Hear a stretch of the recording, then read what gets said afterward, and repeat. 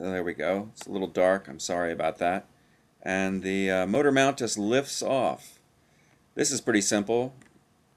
Just unscrew these 4 screws.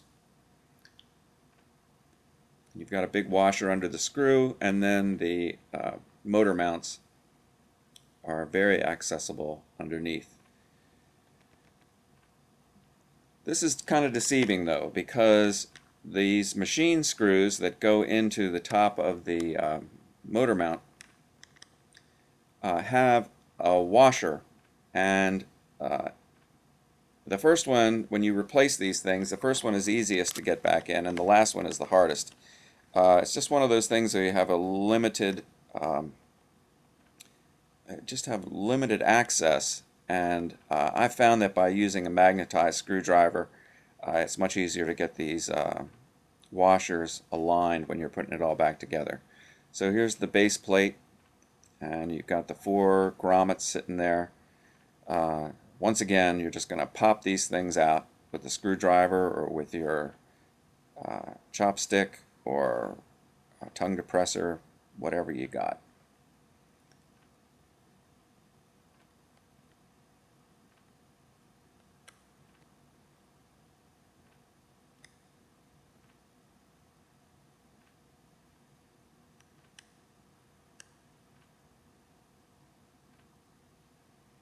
I'm sure a lot of you technical nards can probably beat me up for my tool selection, but I make no excuses, and I'm not proud.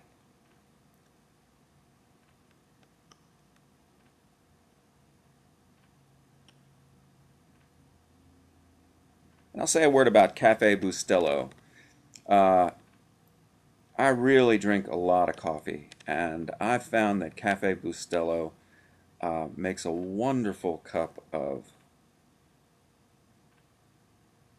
cafe con leche, similar to what you would get in the Dominican Republic.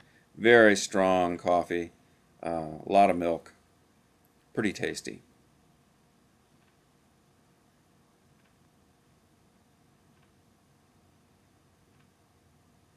So we're just going through the process again of what we did with the yoke that holds the idler wheel supports. Pop out the old one and press in the new one as best you can. And then once you get the new ones put in, just get them all aligned. Oh, see, we got all 4 of them put in. And now for the really hard work. Of all the jobs, all the parts of this job, this I found to be the toughest.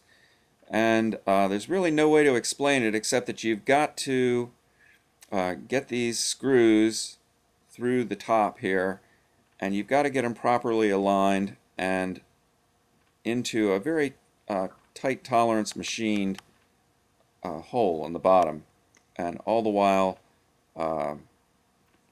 holding all these parts together. It's very easy to do the very first one, and it's one thing I would suggest is that you don't tighten the screw all the way down. You just turn it in maybe 1 full turn or even less, just to get it securely started, and that'll give you a little bit more wiggle room, a little bit more room for adjustment when you're trying to get all of the screws in at one time.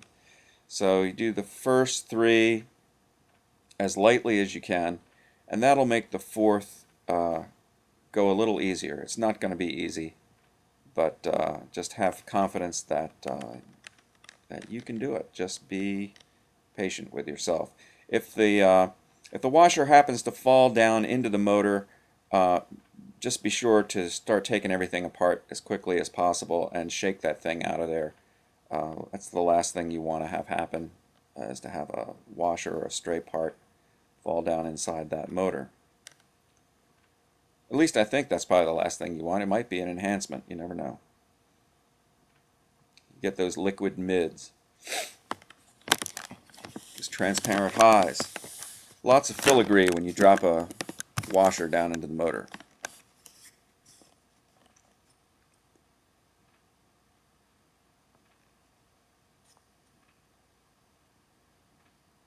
Here's my little magnetized screwdriver adjusting that washer underneath the screw. This is rocket surgery here. And sure enough, I think we get it. And we're almost done.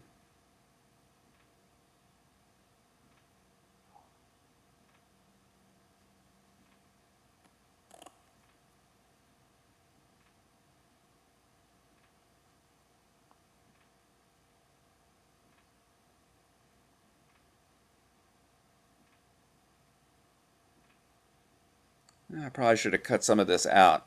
It's not exactly very much fun to watch. Uh, Maybe it is. Sort of hi-fi porno. You know, this is kind of the foreplay stage. I don't know.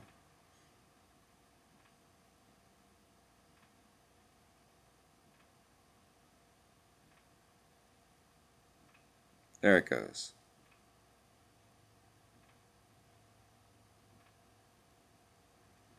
The magic fingers.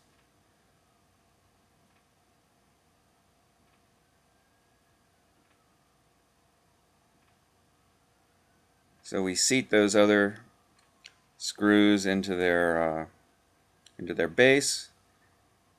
Get this thing just kind of hand tight. Don't over tighten it. Just snug them down, and we're on our way.